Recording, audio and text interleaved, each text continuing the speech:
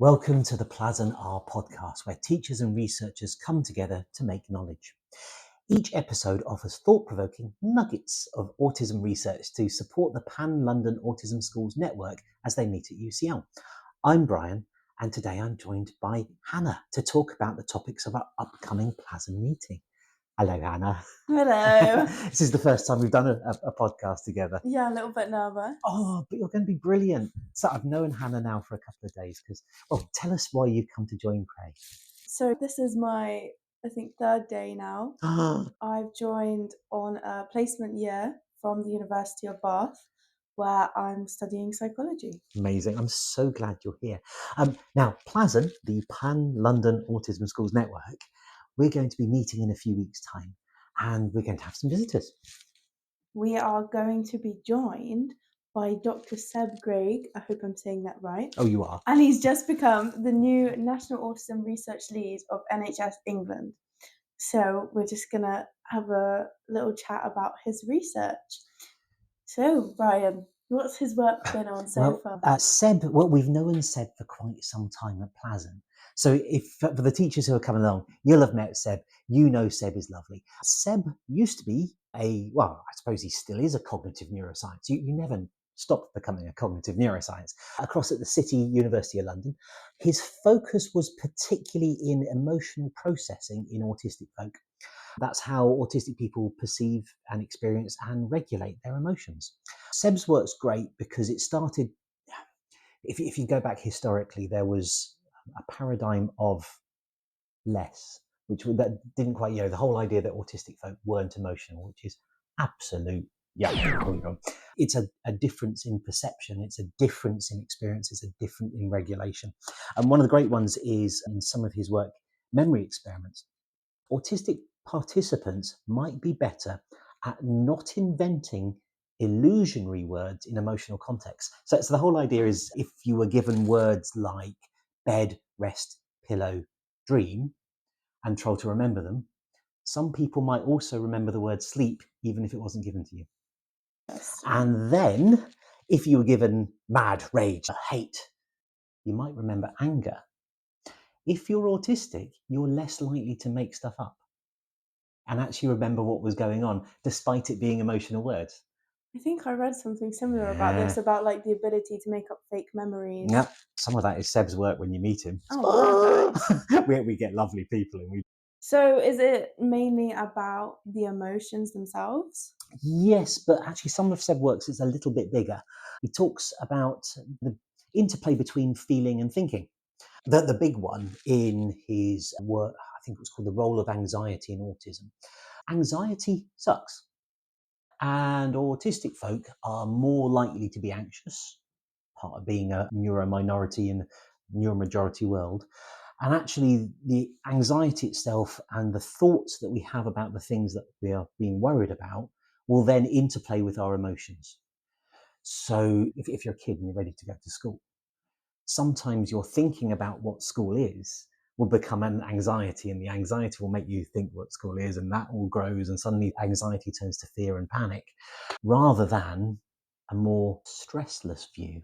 If you can minimize the stress, then maybe we can minimize a lot of the emotional turmoil that goes on. So obviously we're talking about anxiety, a bit negative. Yep. Is that, are we only focusing on that? Seb didn't. He also, I would say nuance is the key. There's lots of different bits between it. So particularly in his paper, Autism and Emotional Experiences, differences aren't just deficits. I like that. Yeah, I like that an awful lot as well. There is a distinct autistic emotional processing, and it is a deeply meaningful emotional experience. Just because it's different doesn't make it less. The emotional regulation strategies also might work differently. For example, some autistic folk might need their own ways to predict what's going to happen next because they are themselves. They might need different ways to interpret emotional states. Years ago, I was working with a young man who definitely had an emotional state called squirrels.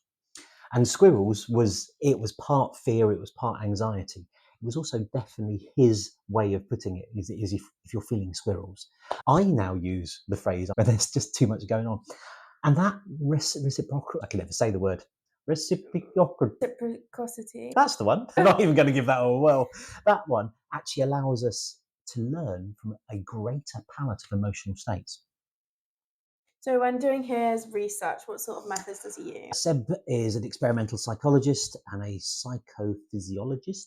So if you look at some of the EEG stuff, there was electrophysical evidence for atypical emotional processing in autism. So it's not just people telling that emotions are different. It's about sticking on a little wetware hat and seeing that the brains are wired differently. So it's a real experience, not some sort of social construct. I think he also uses things like skin conductance for memory tasks and attention tasks. So, you can take lots of different measurements.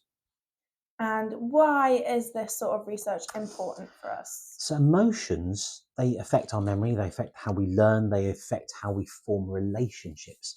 And if we think about it like that, then the minority status of being autistic, when other people are processing things differently, you can have your needs, your feelings, your emotions discarded.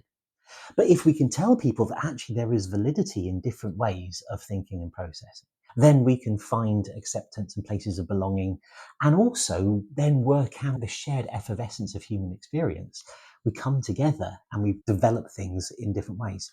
There's also something about emotional learning. Yeah, particularly in schools. If you meet an 8-year-old, any 8-year-old, they've got the emotional depth of a teaspoon. I love that phrase. They really don't. And it's something that, as particularly in the sort of secondary school kind of area, we learn about our own emotions, that we learn about our own reactions to things. And that helps us all grow as people. And knowing that there's different emotional palettes out there and that they're not less, but actually we can learn and mix these colours together.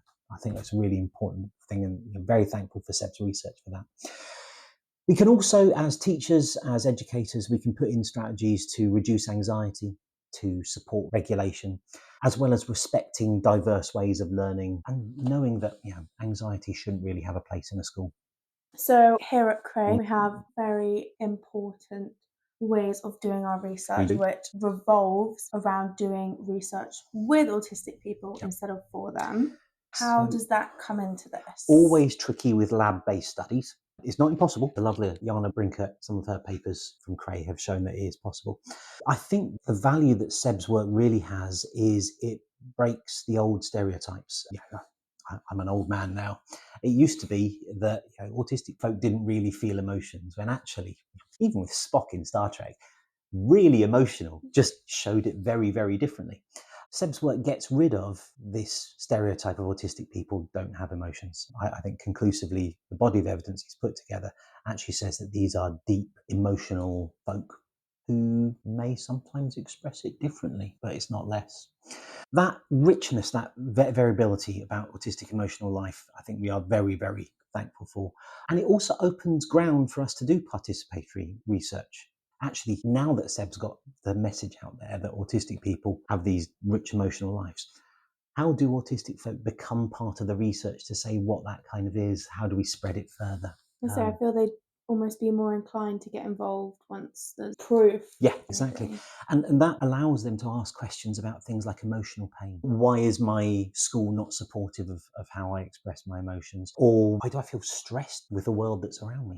So we've summed up there. That's some of Seb's research in a nutshell.